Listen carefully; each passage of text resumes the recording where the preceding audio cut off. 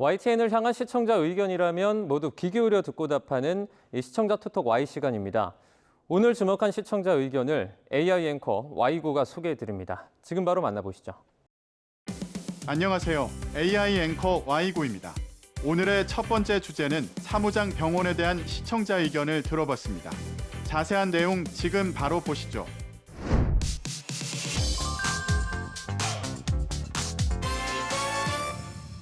사무장 병원 의혹을 받는 해당 치과는 SK 하이닉스 안에 자리를 잡은 지 10년이 넘었습니다.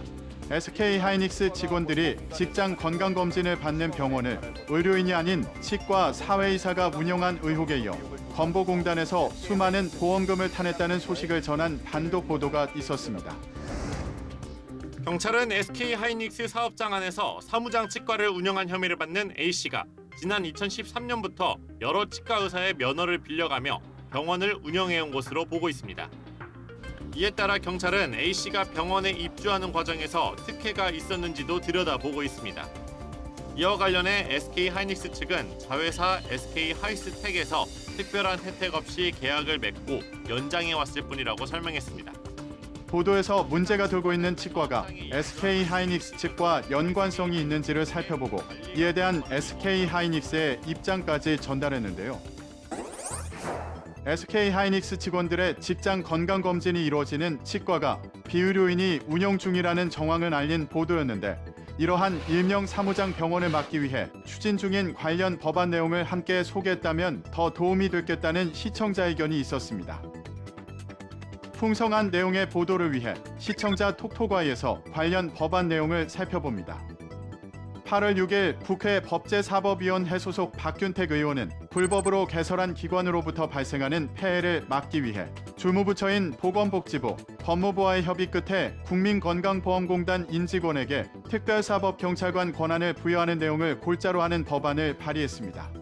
권한이 부여되면 건강보험 재정 분야의 전문성을 보유한 공단 인직원이 사무장 병원, 면허대여, 약국 등 위법 행위를 직접 수사할 수 있게 되는데요.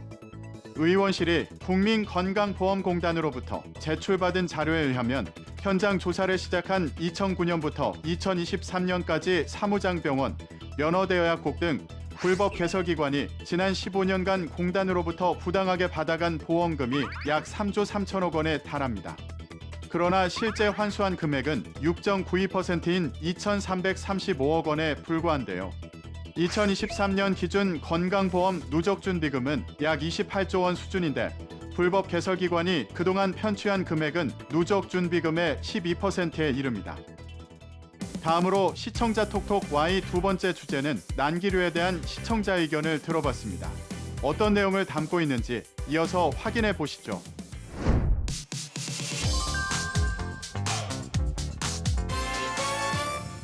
기후 변화 영향으로 항공기 난기류 사고는 갈수록 잦아지고 있지만 설마 하는 생각에 무방비로 있다가 큰 사고로 이어지기도 합니다. 최근 몇 년 들어 난기류가 잦아지면서 전체 항공기 사고의 70%를 차지할 만큼 비율이 높아져 대책 마련에 나섰다는 소식을 전한 리포트가 있었습니다. 난기류 사고의 비율은 전 세계적으로도 늘어 전체 항공사고 가운데 난기류 사고의 비율은 최근 10년 사이엔 53%였지만 최근 3년에는 61%로 비중이 커졌습니다. 국토부는 이에 따라 실제 비행 중인 다른 항공기로부터 실시간 난기류 정보를 공유하는 민간 기상정보 유료 서비스를 모든 항공사가 이용하도록 하기 위해 인센티브를 주기로 했습니다. 난기류 사고를 줄이기 위해 국토부에서 난기류 정보를 공유하는 유료 서비스를 모든 항공사가 이용하도록 인센티브를 주고 좌석 벨트 착용이 무엇보다 중요함을 알렸는데요.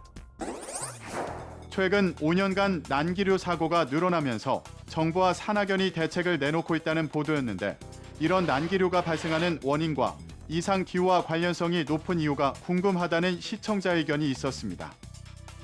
시청자 톡톡Y에서 난기류의 발생 원인 그리고 이상 기후와의 연관성에 대해 알아봅니다. 난기류가 발생하는 경우는 크게 제트기류, 산악지형, 대류온 세 가지에 의해 발생합니다.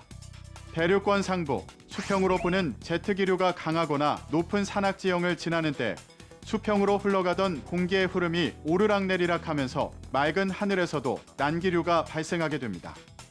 대류온으로 인한 난기류는 기온이 올라가면 대기 중 수증기가 많아지고 공기가 성층권까지 뚫고 가는 힘이 강해지는데 이 과정에서 강한 상승기류가 동반돼 난기류가 발생합니다. 난기류가 발생하는 이 세 가지 유형이 향후 기후 변화로 인해 잦아질 거라는 국내 연구도 있습니다. 지금과 비슷한 수준 혹은 그 이상으로 탄소를 배출한다면 1970년에서 2014년 사이 난기류에 비해 2056년에서 2100년 사이 난기류가 약 2배 자주 발생할 것으로 예측됩니다. 지구온난화가 가속화하면 중위도 남쪽 대륙권 공기는 더 따뜻해지고 중위도 북쪽 성층권 공기는 더 차가워져서 그 사이에 위치한 제트기류가 강화되기 때문에 난기류가 잦아집니다. 또한 산악지형 난기류도 제트기류가 잦아지면 많이 만들어질 수 있습니다. 마지막으로 오늘 시청자 톡톡 Y 세 번째 주제는 우주 쓰레기에 대한 시청자 의견을 들어봤습니다. 이어지는 내용도 지금 바로 만나보시죠.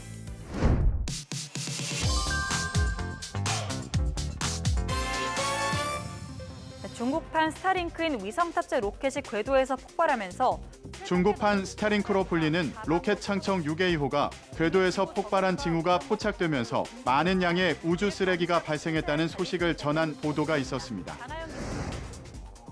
지난 5일 통신위성 18개를 싣고 우주로 날아간 중국 창청 6A호.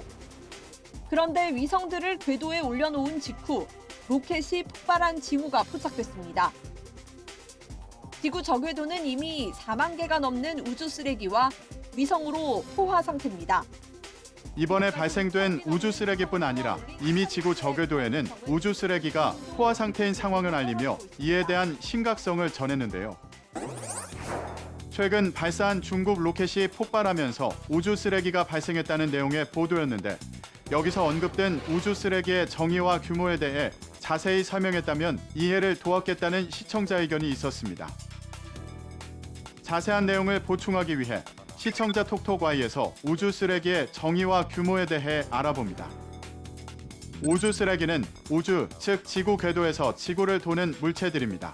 보통 임무나 수명이 끝나거나 고장나서 못 쓰는 인공위성과 인공위성을 발사하면서 생기는 파편, 또는 인공위성과 함께 지구 궤도에 진입하는 로켓의 마지막 단을 우주 쓰레기라고 부르는데요. 유럽 우주국에 따르면 폭이 10cm 이상인 우주 쓰레기 발생량은 지금까지 약 3만 6,500개로 추정됩니다. 1cm에서 10cm는 100만 개, 1cm 이하는 1억 3천만 개에 이르는데요. 우주 쓰레기 속도는 초당 10km를 넘나드는데 10cm 이상의 우주 쓰레기는 인공위성을 파괴할 수 있을 정도의 위력이 있습니다. 문제는 위성 개발 경쟁이 민간 영역으로 확장된 영향으로 이 같은 잔해물이 늘고 있다는 점입니다. YTN 방송의 부족한 부분을 채우는 시청자 톡톡 Y 시간. 다음 주도 다양한 시청자 의견과 함께 돌아오겠습니다.